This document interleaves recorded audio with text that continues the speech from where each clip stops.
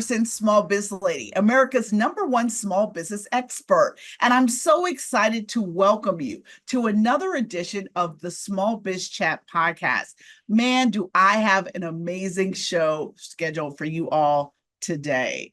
I have three amazing experts who are going to give you powerful insights from various different aspects of your business. The first expert I have is going to talk to us about AI and how we can use it to power more revenue in our businesses. And how does this sound? How would you feel if you can increase your business by 300% with sales connections? Yeah, I got an expert here who's going to talk about all of that. And how many of you are struggling with, am I running a job or have I just created a business?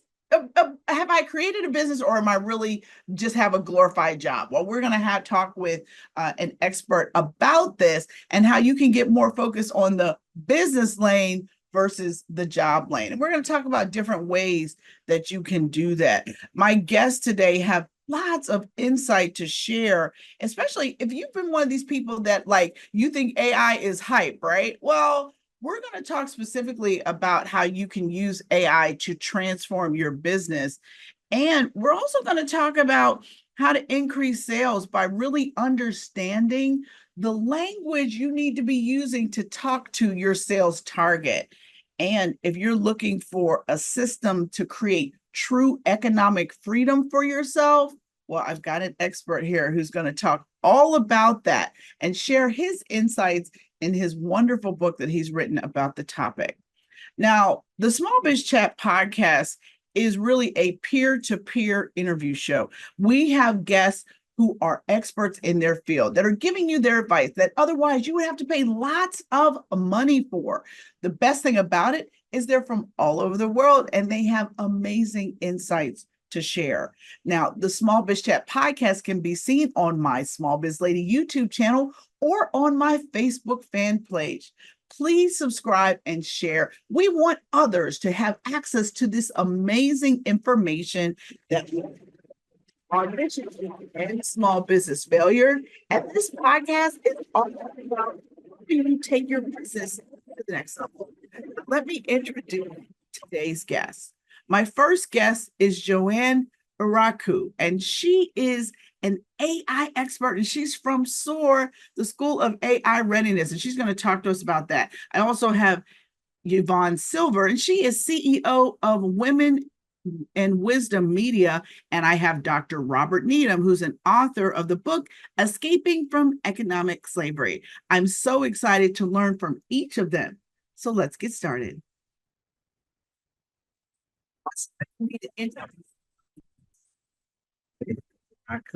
And she's the founder and chief AI officer. School of clarifies AI and the new realities of business for small business owners. She's a wealth of experience in consulting with global 2,000 companies from Nairobi to New York. Joanne is known for her ability to break down complexity into practical, actionable steps, and she moves business leaders from the state of vulnerability to preparedness. Her work spans reshaping business functions, unlocking new opportunities, and reimagining entire business models through SOAR. Joanne equips you with she doesn't want people to be fearful of the future. She prepares you to future-proof your business and indeed SOAR. And for more information, you can go to the School of AI Readiness.com. Joanne, welcome to the Small Biz Chat podcast. Thank you. Thank you so much for having me. I am delighted to be here, Melinda. Well, tell us about you. How did you come to be this, bulletproof AI expert? It's still so nascent and new, but I'm so excited to hear about it. You can help my listeners really understand more about it. Absolutely. So this really is an extension of the work that I've already been doing. So the work that I've been doing is really a lot of strategy consulting on behalf of both small and more larger businesses. And so very comfortable, whether I'm in the boardroom or in the project room. And as part of strategy, there is a branch, a niche of strategy called strategic foresight, which is really more about what's coming, what's ahead, whether that's what are the forces come, the market forces, technology forces, regulatory forces. And it really looks at what's ahead. And then it's sort of like backcast and seeing what might that mean for us now and how should we prepare. So as part of my everyday work with strategic foresight, AI has been on the radar, honestly, for quite a number of years. It's just that it has like super, super accelerated. So there are a number of other technologies. There's quantum, which is coming. That's another story, another day, another chat. But AI specifically is sort of like it's upon us right now. And so that's why I'm focusing a lot more of my attention on AI right now. So it's really just an extension of what I've been doing. It's just hyper focus on AI because it's literally upon us right now. All right, so let's start there. There's lots of talk about AI, right? Oh, AI this, AI ready this. It feels like a lot of hype. Okay, so help me understand, how do we break down some of the misconceptions that small business owners, because I mean, to hear people tell it, AI is going to turn all of our business model, we're going to go to the dinosaur age of business, right? They're going to put all of us out of business. So can you explain, you know, some misconceptions and how we can all think about AI, not from a fear perspective, but like, okay, what do we have to do to get prepared? Absolutely. So I will start by saying that AI is not new. Okay. AI has been around for quite a while. If you've been using Google Maps or Apple Maps, that's AI. That is a form of artificial intelligence. Siri or Alexa in your houses, that is all AI. So it's been around. It's not a new thing. However, what is new and has like suddenly burst upon the scene and made us all sort of like wake up is generative AI, which is now the chat GPT that everybody is talking about. That was the main introduction to, whoa, AI has come upon us. Now, there are different types of AI, and as you can hear, they have different applications. But the truth of the matter is that it's not something which is scary. It is a technology at the end of the day. It cannot think, it cannot take your job, because what it really is, it's a program. It's a program. It's programmed to predict, the next sentence or the next word or the next line. That's really what artificial intelligence is, at the end of the day. And it is a very helpful tool. And when you think about it, the tool has now sort of like burst on the mainstream. And we have an option of putting our head in the sand, or we have an option of sort of like waking up to it and seeing, how might I be able to sort of like take advantage of the opportunities that this has to offer? And so, just if I'm to pick one myth, one big myth really about AI specific to small businesses is that you don't need it. You'll be fine just rolling the way you've been rolling for all the days that you've been rolling. That's a myth. To be very honest, everybody is going to be affected in one way or another by artificial intelligence. It's kind of like how electricity is helpful to everyone. Yes, we have to be careful on how we channel that electricity, but at the end of the day, it's a tool and it affects everyone. So is AI. AI is here to stay. It is a natural advancement of technologies that folks have been working on for decades, and so the big myth really is someone thinking that it's more of a vitamin and they don't really need it. They can wait. No, reality, you cannot wait. It actually is here, and it is prudent. It is really prudent of, especially you, my small business friends, because big businesses are usually jumping on this faster because they hire all these large teams which see the future. And so this is like a clarion call to my smaller businesses. I'm a small business myself, to really sort of like sit up, pay attention, and don't be a victim, be a victor in this. All right, so give me some examples of how I can be a victor with AI, right? I mean, I think the most basic use of AI, people are using it to do content, right? Emails, newsletters, that kind of stuff. But tell me about some other more ways that we could be using AI that we're not even thinking of yet. Oh, 100%. Absolutely. I'll give you a baseline, first of all. At a foundational level, there are three things that AI, and for that matter, any technology on the planet does. Only three things. Like, let's keep it simple. Specifically AI, it helps you to automate or make operations more efficient. Okay, so that's one. So operational efficiencies. Instead of doing everything manually, you're able to automate. So that is the first one. The second one is that it enhances experiences. Okay, it enhances customer experiences, employee experiences, your own experiences. It's an experience enhancer. That's the second big thing.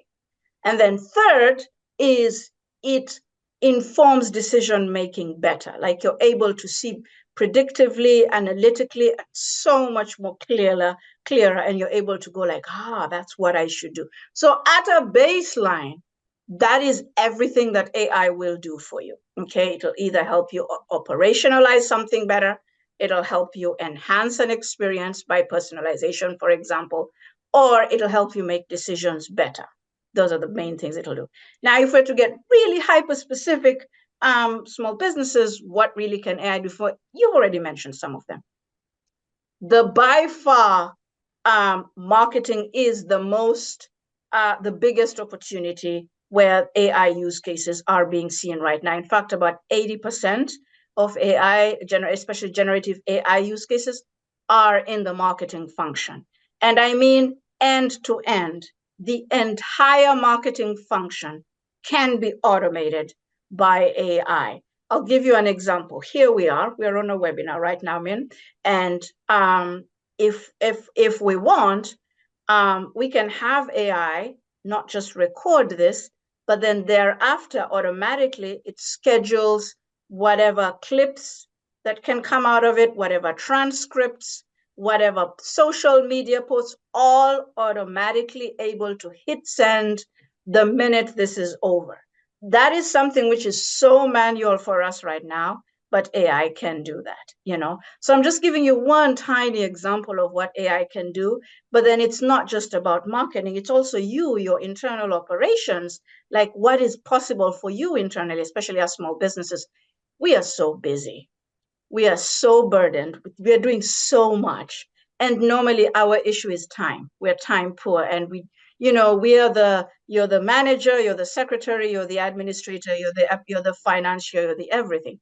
Now, AI can actually take some of those hats for you, own them for you, and become your employee, so to speak. Like you can employ AI to do, some of these tasks for you. That way, you can save yourself a day or two a week. AI can do some of those tasks. But the one which I really want folks to really hone in on is AI is not just a tool. You can make money using AI. That is super exciting for me. Like at the end of the day, it's not just a tool that you utilize for your operations. You can use it to make money also. There are revenue streams you can generate just with what you already know from your already existing expertise. Woo, you had me at hello. When you said you can make money with AI, I was like, girl, wait a minute. How can we, I want to know more about this. And I'm really excited because I'll just let the cat out of the bag. So you're actually going to do a master class for me, for my Yeah. audience in September, right? We're going to do it September 23rd. No, September 26th. 26th. Yes. We're going to do a 3-hour master class on how to make money with AI. So, Yes. hey guys, listen to me carefully. Check out my website, check out my newsletter. We're going to have the links to come out for you to register for the AI Bootcamp Masterclass. We're going to break it down how to make AI make money. So that is like so awesome. All right. So I want to circle back to this for a second. So what do you feel like the first steps a small business owner should take if they want to use AI? Like what are the first things I need to like be thinking about or understand, especially when it comes to automating things? Because it's one thing to Yes. go in and ask chat, hey, can you develop, some copy for today's newsletter? But when you talk about AI automations, like Mhm. what do I need to know to like make some Sure. happen? Absolutely. So here's the thing. For all those whom I am serving, we usually start from a place of you need to see some examples. You need to be inspired a bit and understand. Don't even go and read about it. Like first, let's see some examples. Let's see who's doing what with it. What are some examples about there? What are some cautionary tales? Like just to inform your brain, so you do not have to start from zero.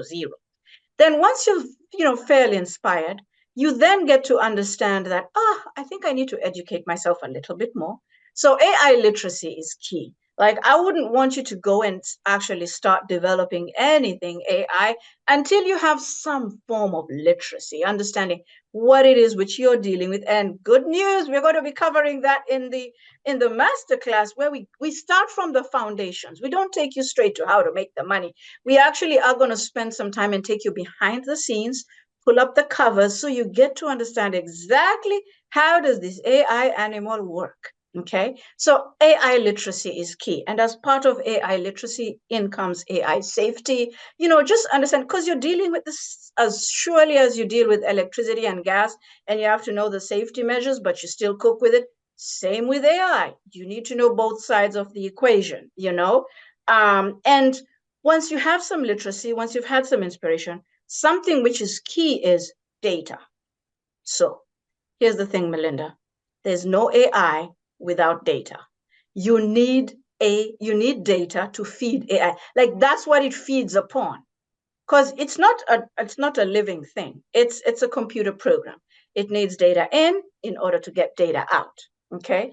And so it really helps, especially us smaller businesses, to really start thinking about the quality of our data, the type of data that we have, and how to really clean it up, make it quality, make it accessible, usable, because AI needs to eat good data in order to bring good outcomes. So those are sort of like some of the three main things which one should be doing when they even want to start. Oh my gosh, you have made me so excited to want to learn more about this. But unfortunately, we have to take a break and we're going to come back more with talking with the Chief AI Officer at the School of AI Readiness. You're watching the Small Biz Chat podcast, and we will be right back. Hi, I'm Melinda Emerson, the Small Biz Lady, and I want to welcome you to smallbizladyacademy.com, your go-to resource for women entrepreneurs. Whether you're just starting out or ready to grow, we've got everything you need to succeed. From expert interviews to live coaching sessions, our platform offers practical tools and strategies to help you build a profitable small business. Join our vibrant community of like-minded entrepreneurs today and take your business to new heights. Visit smallbizladyacademy.com and start your journey. Hi there, welcome back to the Small Biz Chat podcast. I'm Melinda Emerson, your host, and we're talking with Joanne Eriaku, and we're talking about how to use AI to make dough, to make cash. I'm so excited about this. Small businesses are not being left out. AI has leveled the playing field. All right, Joanne, talk to me about some of the challenges with small businesses using AI. I know you talked about you got to have clean data, but what else do you got to be thinking about before you just go, sort of like unleashing all your, proprietary customer information in Oh yeah. AI Oh God. to help it, like make you make money, but you gotta share your secrets in order to get some good stuff. So how do you do that without potentially risking like your intellectual property being, Mhm, given to you mhm. freely by utilizing an AI platform? Absolutely. And you're hitting the nail right in the head. There is a list of potential risk for sure. But I will hone in specifically on the one that you started touching right there. So here's the thing. Every time you're prompting any of the, let's say ChatGPT in this case, or any of the generative AI models, you're giving it your data. Okay, you literally are giving it your data. I'll give you a funny story. Amazon had to request that its employees stop prompting certain models because some sensitive company information was showing up on, the chatbot results. So you're actually giving it your data. Now, there are ways you need to get into the settings and you need to change some of those settings behind the scenes. But chances are, if you're going to do that today, AI has already probably scraped your data. It already probably has it because it's been doing this for years. So one is, yes, it's you need to watch the data that you're prompting it, that you're sharing. You can ask it a prompt, but remove the client sensitive data or the identifying information because it can show up, somewhere on somebody's search.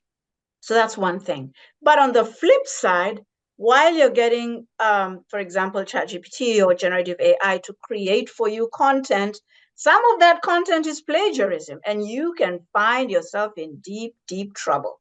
Okay. So you really have to learn how to, and we're going to go through some of this when we go to the masterclass.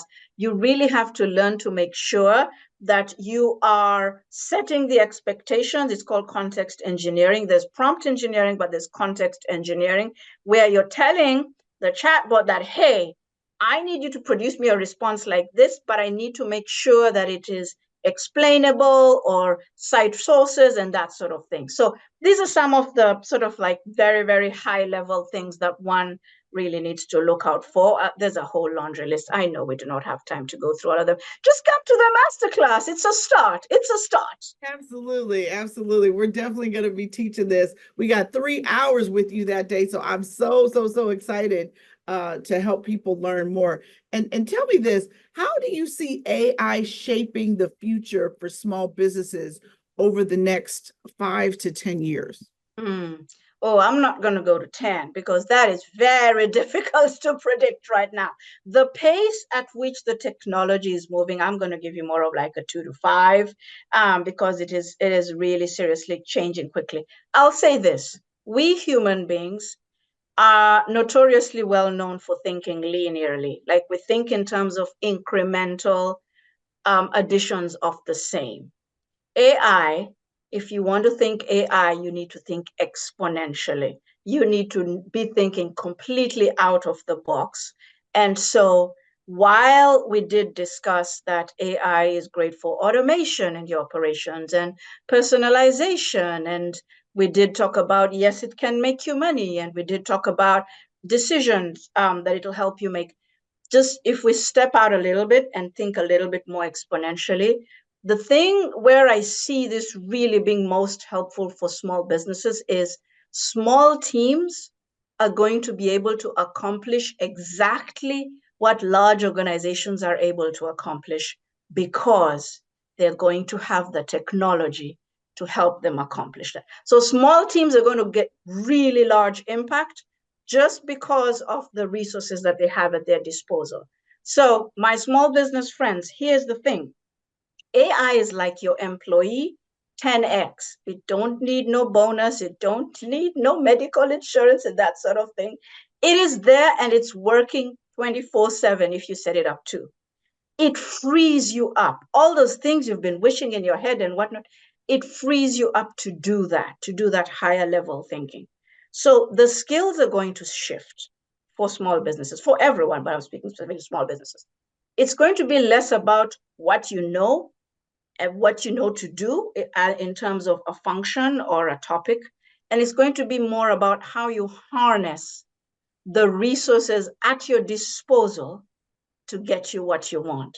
So Sam Altman, in an interview with Alex Ohanian of Reddit, Sam Altman is the co-founder of OpenAI, the makers of ChatGPT, said something really profound. He said, a time is coming when $1 billion one person enterprise is going to be possible. I'm paraphrasing, okay? Something within those lines. The queue is right there.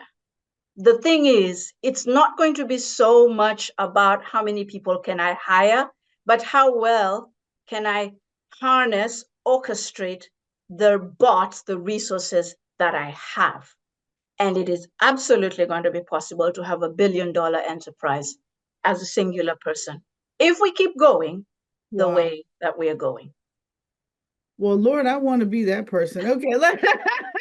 Anyway, Joanne, thank you so much. You have been so insightful. I cannot wait until, September 26th for our masterclass. Is going to be 3 hours. You're going to be dropping so much knowledge. I am just so excited that we're going to be partnering with you on that. So I want to invite everybody to head over to smallbizladyuniversity.com to sign up for the masterclass. It's going to be amazing. And we have an assessment tool there too. So you can find out what your AI readiness is even before this masterclass. So head over there and check it out. All right. When we come back, we're going to be talking about how you can increase your sales 300%. Hi, I'm Melinda Emerson, the Small Biz Lady, and I want to welcome you to SmallBizLadyAcademy.com, your go-to resource for women entrepreneurs. Whether you're just starting out or ready to grow, we've got everything you need to succeed. From expert interviews to live coaching sessions, our platform offers practical tools and strategies to help you build a profitable small business. Join our vibrant community of like-minded entrepreneurs today and take your business to new heights. Visit SmallBizLadyAcademy.com and start your journey. Hi, everybody. Welcome back to the Small Biz Chat podcast. I'm Melinda Emerson, your host. We hope that you're watching us on our Small Biz Lady YouTube channel or my Small Biz Lady Facebook fan page. Please subscribe and share this feed. We want other small business owners to have the opportunity to access this amazing information. Now it's time for me to introduce my guest. Miss Yvonne L. Silver is CEO of Women and Wisdom Media, which she focuses on women entrepreneurs seeking to flourish. She's a speaker, author, entrepreneur, and executive coach, and she is an emotional intelligence consultant with over 30 years of experience in startups. She started as a radio show host. She's an expert in communication and in sales. She also held senior leadership roles in global consulting and the IT and telecommunications sector. Her passion is helping women re-energize their voice, leverage their presence, and clearly showcase their value for an expansive business growth. For more information, head over to YvonneSilver.com. Yvonne, welcome to the Small Biz Chat podcast. Thanks, Melinda, for the invitation. Now, tell us a little bit about your background and your business. What is Women and Wisdom Media? Tell us what that is and how you serve people. So it's a passion leveraged from my experience growing up with my mum, where my PTSD father came back from World War II with a bullet in Dunkirk and literally was an angry, mean man. He was not diagnosed and treated. So he took it out on my mom and she literally lost her voice.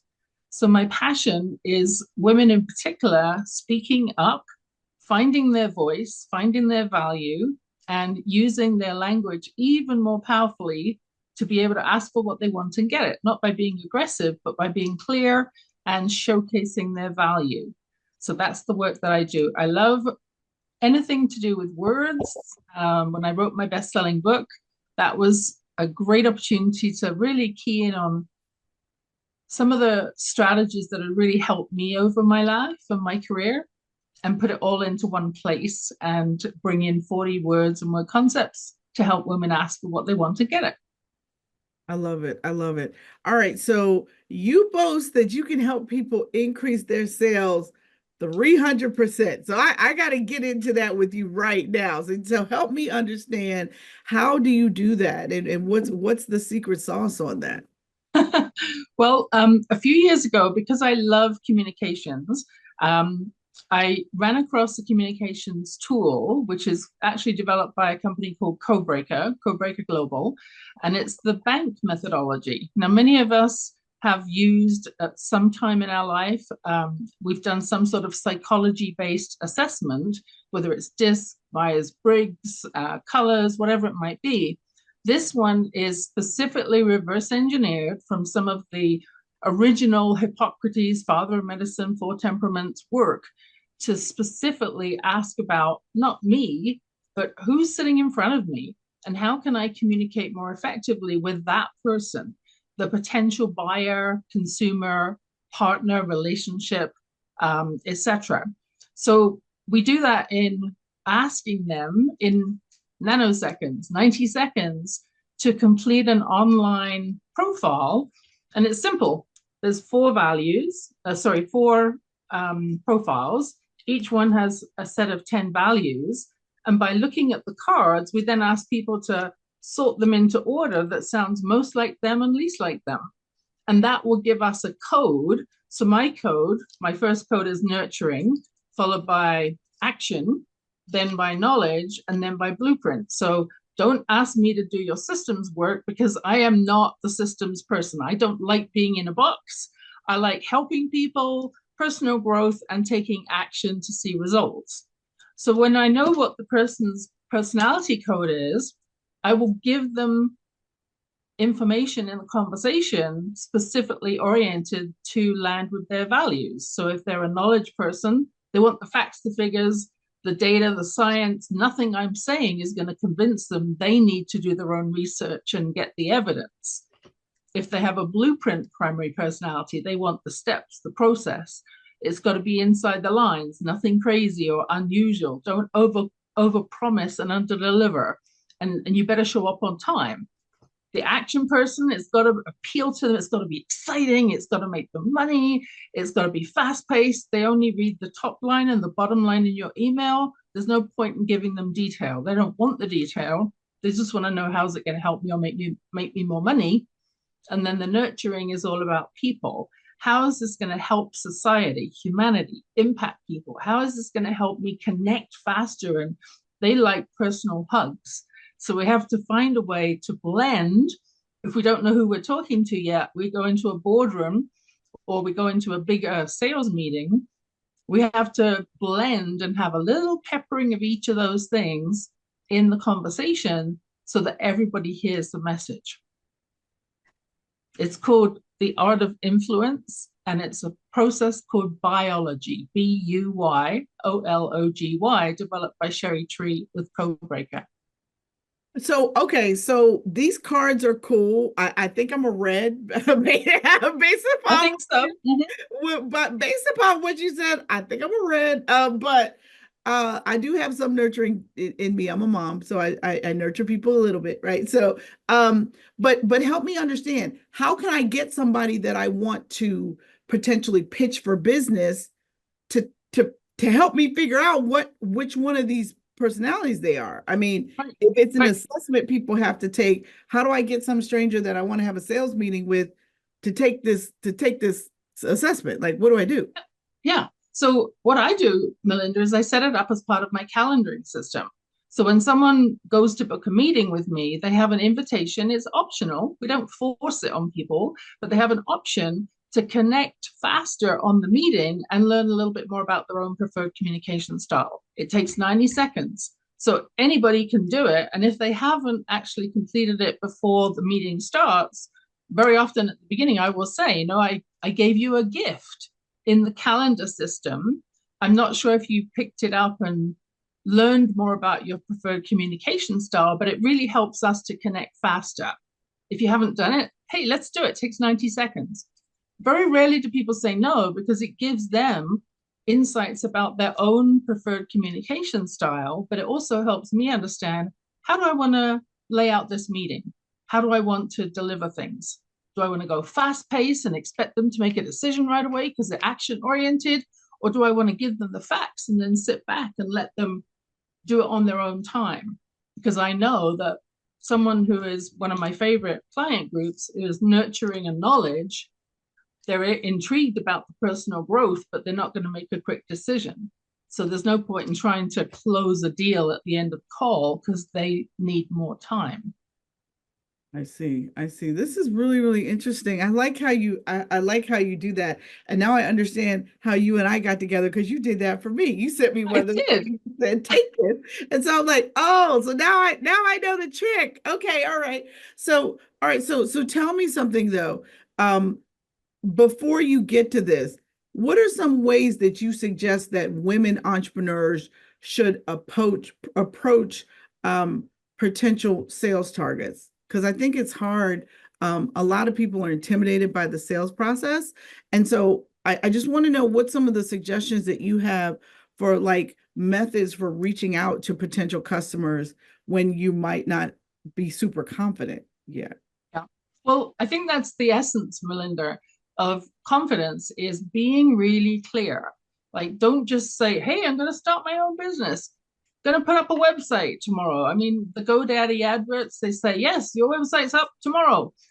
However, if you don't know who you're marketing to and what it is that is the result that they want to achieve, you're probably not going to get their attention, because right now we're so busy with so many messages, right? AI has created en masse more messaging. And so as we get bombarded as the public, something has to really stand out. So what's the result that your product, your service, your offering is going to give? Be really clear on that first. And then that's going to tell you, where do those people who want this product hang out? Where do they hang out en masse? So you're not trying to have one-on-one conversation. You want to be the speaker at the front of the room, in front of that audience, that group, that association, that club, so that your message is a one-to-many message.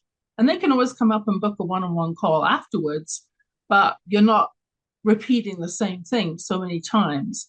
So women in general, when we are clear, it's usually because we have a passion for something that upset us, ticked us off, didn't seem fair. And when we rise and step into that passion, translate it into a result that other women want, it makes it so much easier to actually speak to it. You're not selling it, you're just sharing your passion. Well, what are some common mistakes people make doing this, though?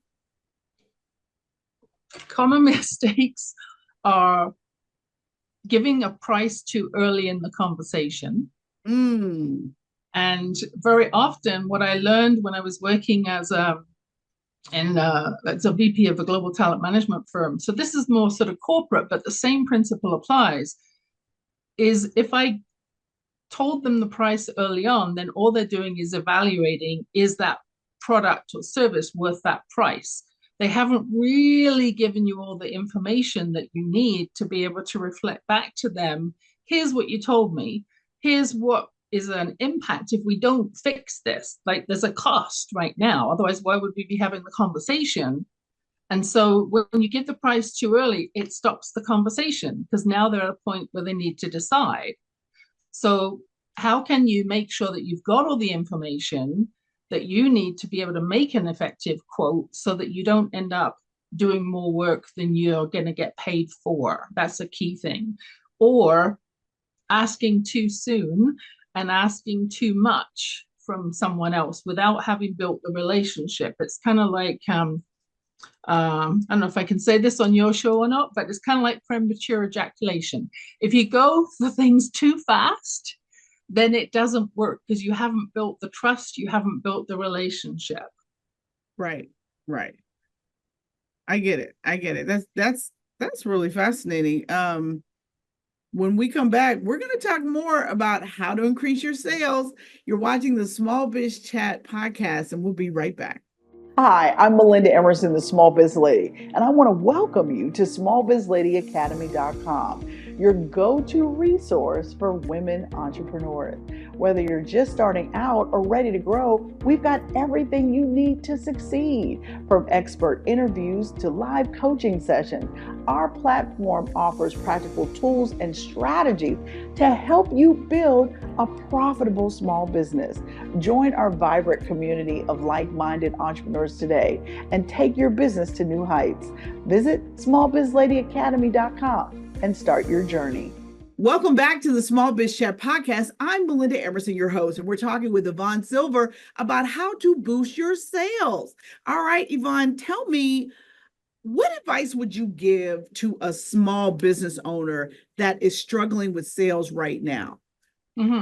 Well, it depends what your definition of struggling is. Like, if there's some urgency to this, really my recommendation is go back to basics, right? Depending on the size and the maturity of your business, can you make a list of 30 to 150 people, whether they're clients or connections of yours, the people that already know, like, and trust you, that you can personally start making phone calls to and being clear on your ask. And your ask is not, oh, can you buy my product?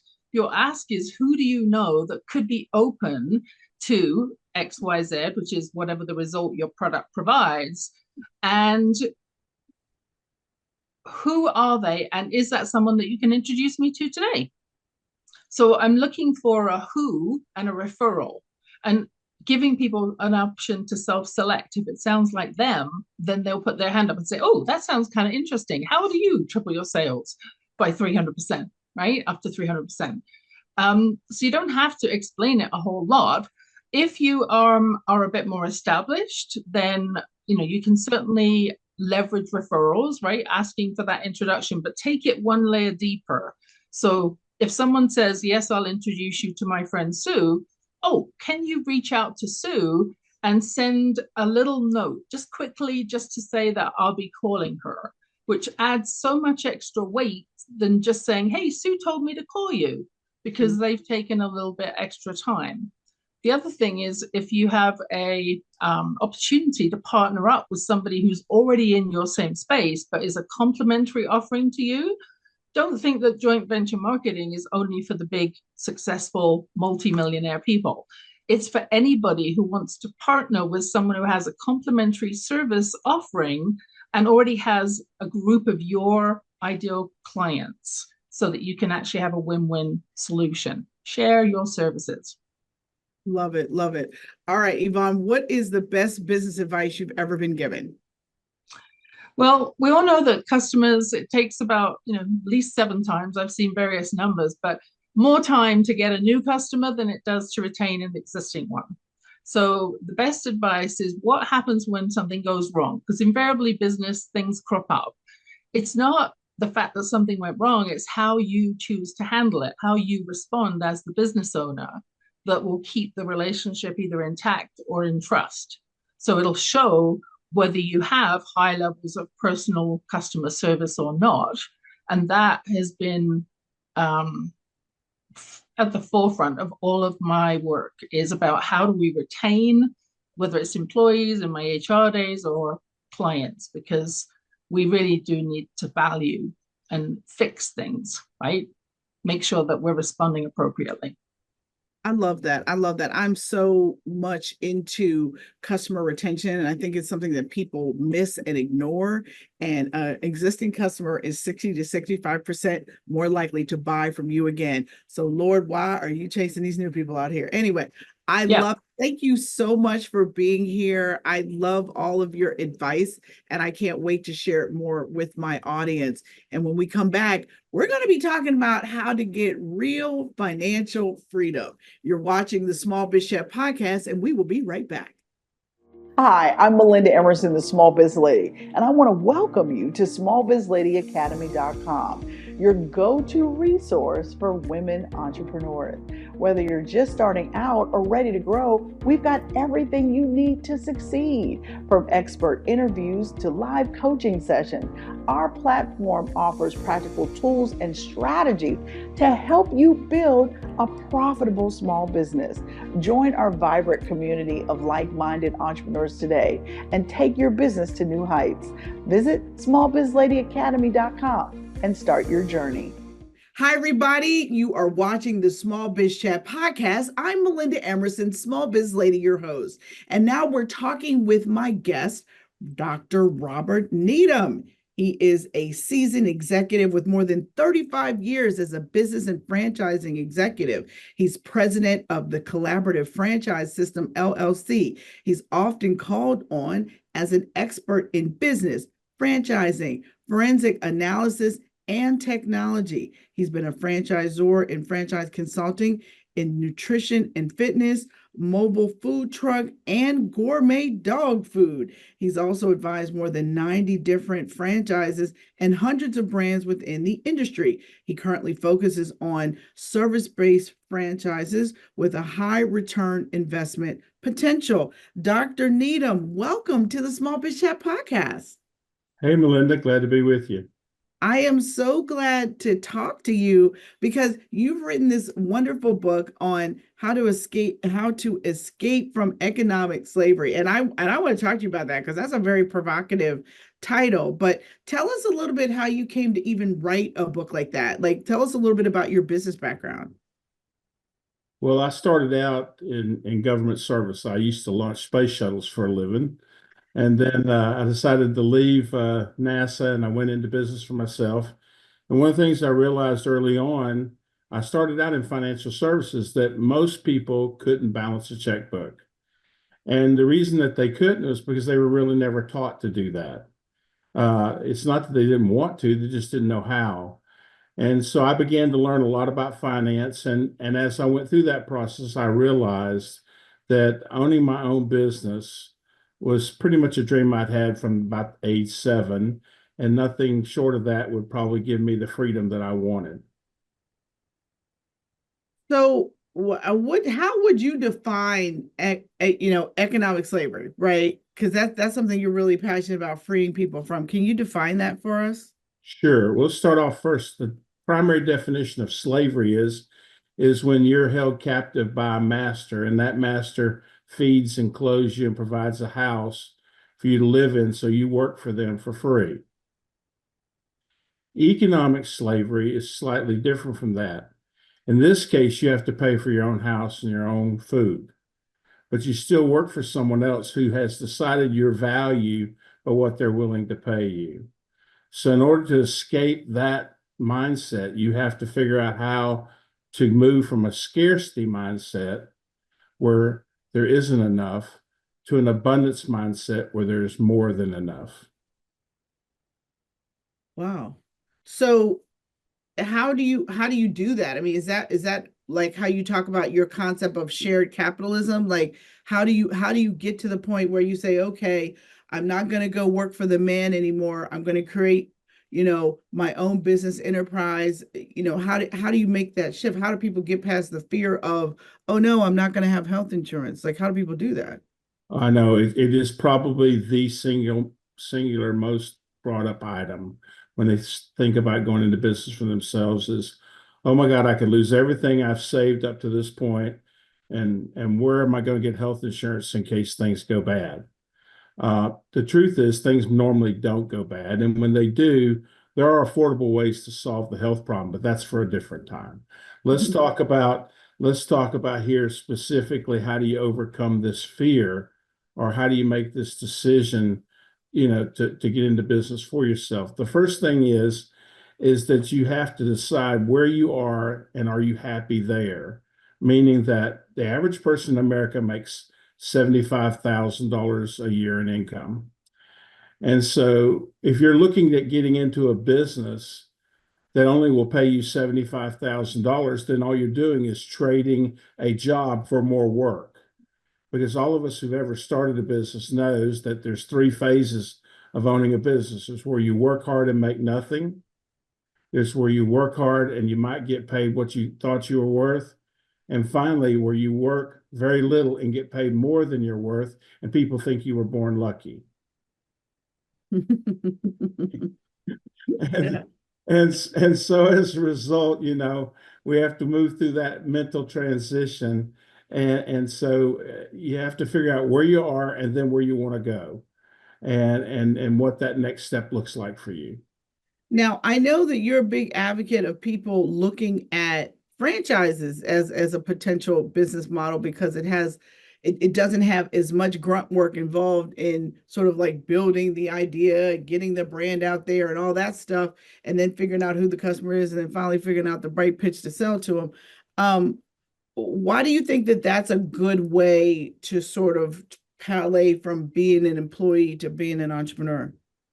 Well, if you think of a continuum, on one end is the employee and on the other end is the entrepreneur. So this continuum.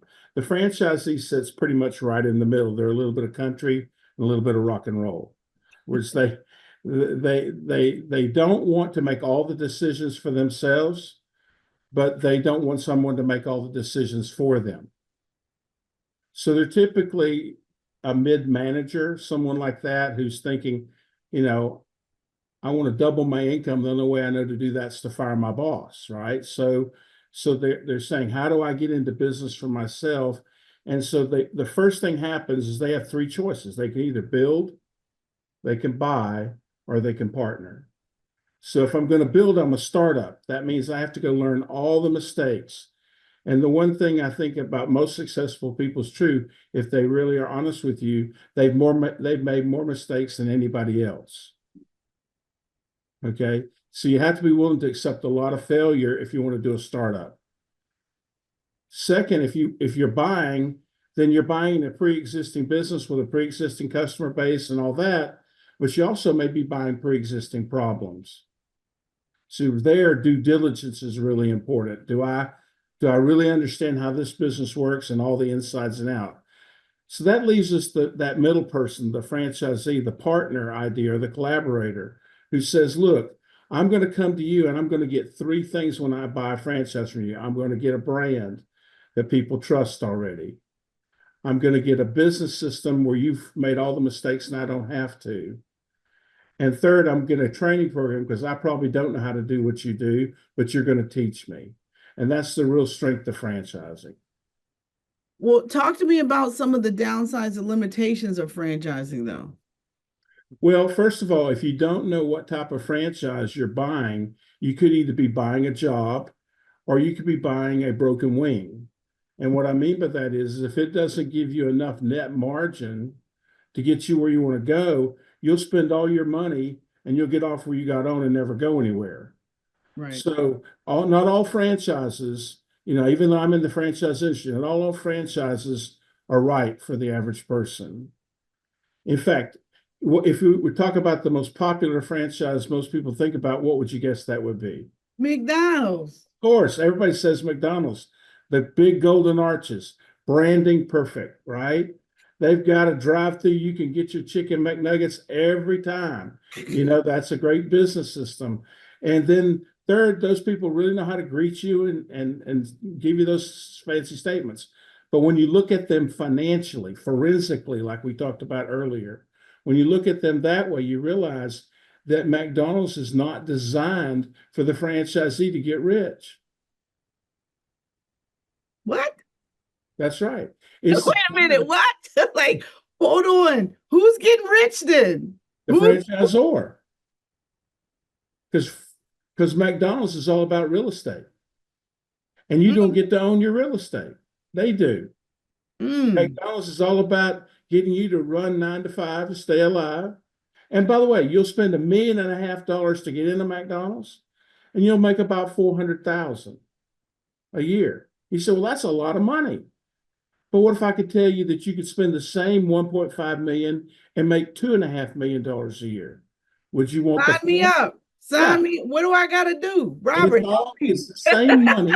It's the same money. It's a franchise, but it's knowing which ones make the most money.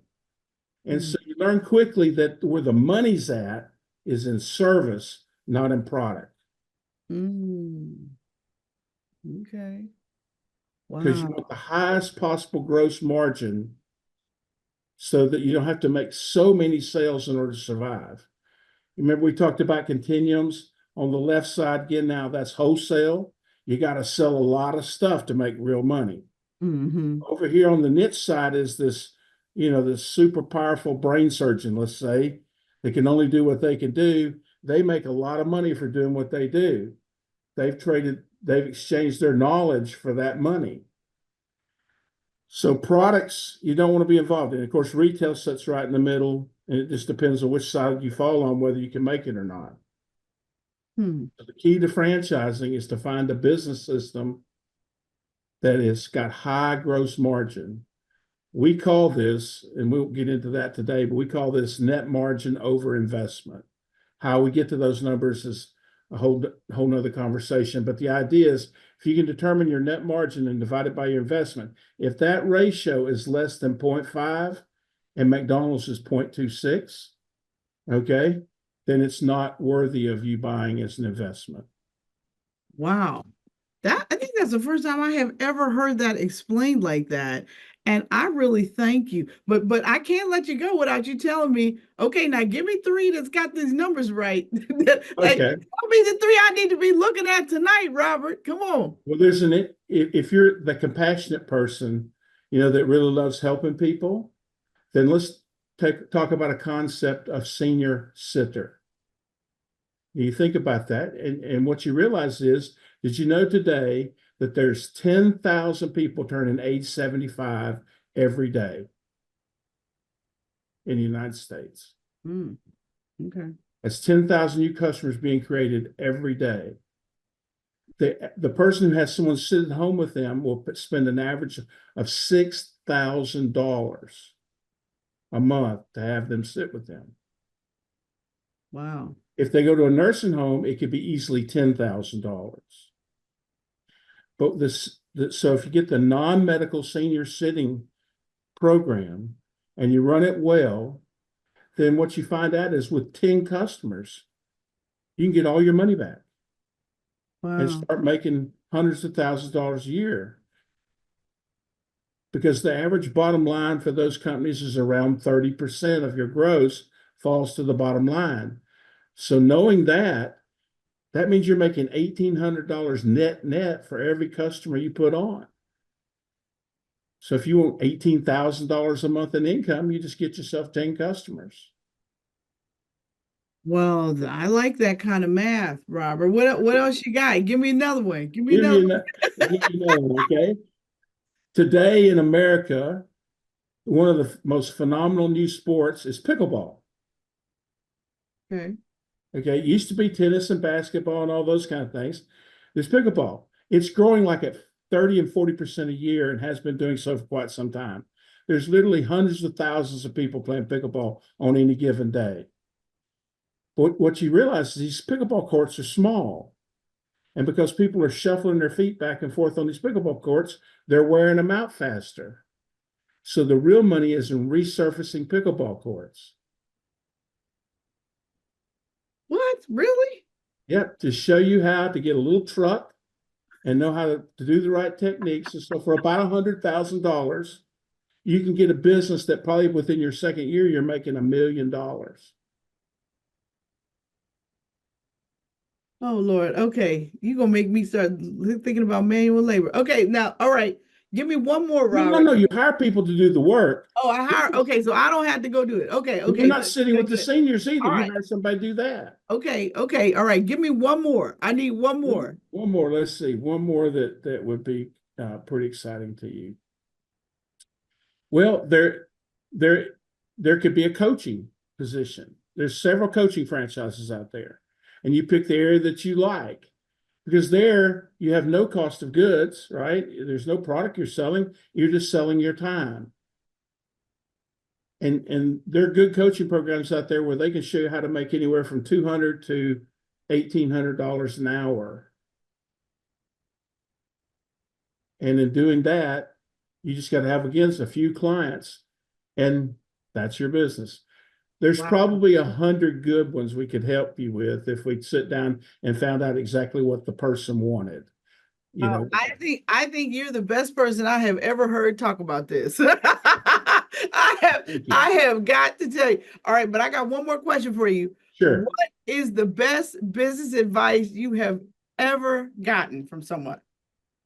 Never mistake activity for accomplishment.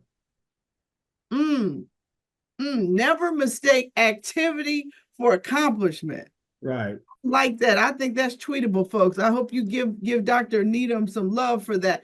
Listen, thank you so much. You have been such a joy, and you have given so much really helpful information. And what I want to do now is bring back my other two guests, Miss Joanne Eriaku and Yvonne Silver. And I'm going to bring you guys back for a quick little panel that I like to call Hit It and Quit It. And this is how it works. I'm going to ask each of you the exact same question. You only have 30 seconds to answer, and you cannot, I repeat, you cannot steal somebody else's answer. If you do, off with your head. Okay, that's how we're going to go. I'm going to bring back Joanne, since you've been waiting the longest. You're going to get to answer first. So it's going to go Yvonne, He's going to go Joanne, Yvonne, and then Robert. That's how we're going to do the first question. The first question is, what is your favorite podcast? Joanne, favorite podcast? It is Cautionary Tales. Cautionary Tales is my favorite podcast. I do not like, it is just immersive storytelling and just very well done. That is my favorite podcast. All right. Yvonne, how about you? What is your favorite podcast? Well, I actually like yours. I like yours too. Great business advice. Well, thank you. I appreciate the love for that. Dr. Needham, what's your favorite podcast? I like Joe Rogan, I think his name. I love him. Joe Rogan. Joe Yeah. Rogan. All right. Yeah, he's that guy doing like the 3 hours a day. You must have some time on your hands. Okay. All right. All right. Here's my next question. This one, Yvonne, you're going to get it first, then you, Robert, and then you, Joanne. What is your favorite business app? Favorite business app? Mind Valley. Mind Valley is an educational tool for those who want to take a spiritual transformational journey. Okay. All right. Robert, what about you? What's your favorite app? Zoom. Zoom. I use it every day too. All right, Joanne, what's your favorite app? Canva. I think it is one of the best apps in sliced bread, to be very honest. It has democratized the ability to be able to just do all that you need to do for your business. Canva. Yes. All right, I'm gonna take that. I am not a Canva lover. I have to tell you, it frustrates me very much, but I think it's because I just don't have the patience. All right.